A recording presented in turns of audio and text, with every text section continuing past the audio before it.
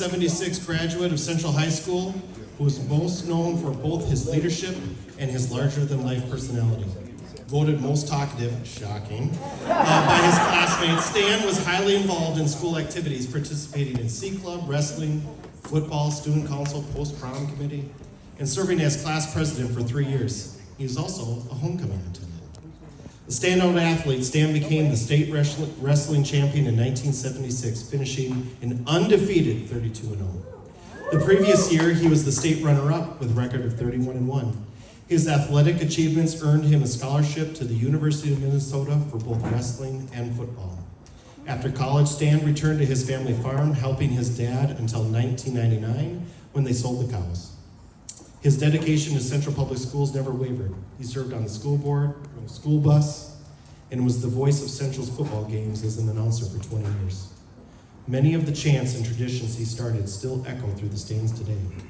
After 48 years, I still have a passion for Central schools and the various activities they host, Stan reflects. He remains actively involved in school board meetings, continuing to keep a watchful eye on the community he loves. Stan, you are now a member of the Hall of Fame. Unofficially, of course.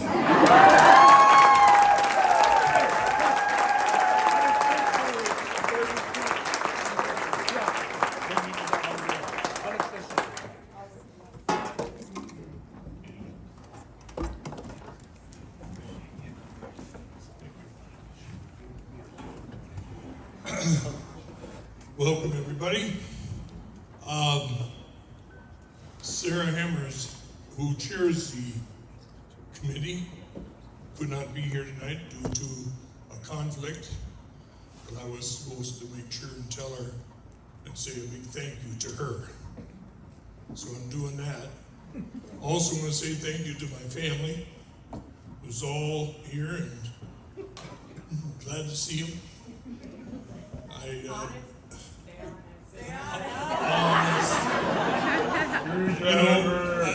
Okay, moving on.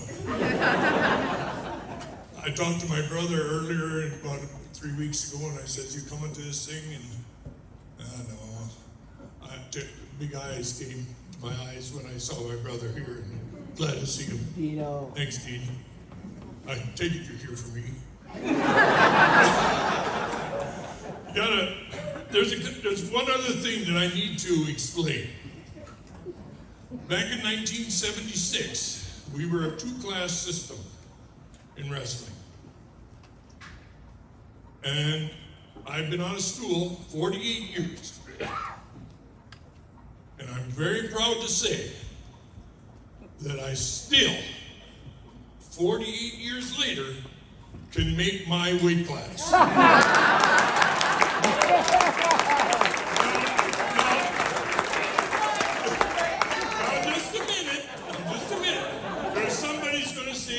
No, Stan, you can't make that anymore because the limit is 285.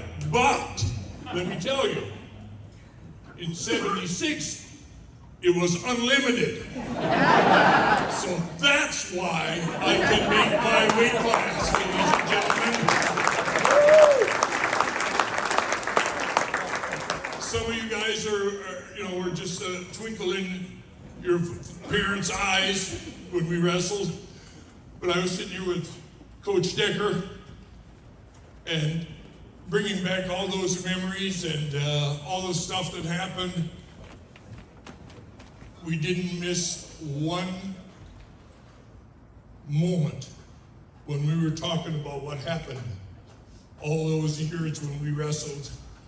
My brother was at 98, and I was heavyweight. And if I remember correctly, no matter if it was Dean or if it was Tim Shanahan or any of those guys that I wrestled with, I never ate in front of those guys because I knew what they were going through to make the weight class, and I'd have to do that today if I was going to 285. You know? So it's great, and I appreciate being honored like this, and it's awesome. I really Levon said about when she got her telephone call from Mr. Schockenmeyer. I was on vacation. I just about tipped the old pontoon over. Uh-oh, what's going on now? You know, so yeah, I really appreciate it and appreciate everybody being here. And thank you to the committee and all those people that made the decision on who's going to be into this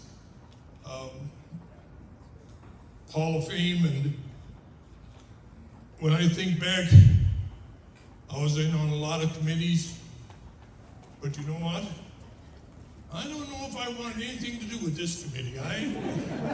You guys are doing a great job. And you know, when I was from 16, I would say, till 50, I thought then yet I could tip the world over. But after 50, and now I'm 66 and a half, I'm just starting to coast. I'm just starting to coast now. So, thanks again, and I don't want to take everybody's time up here. So.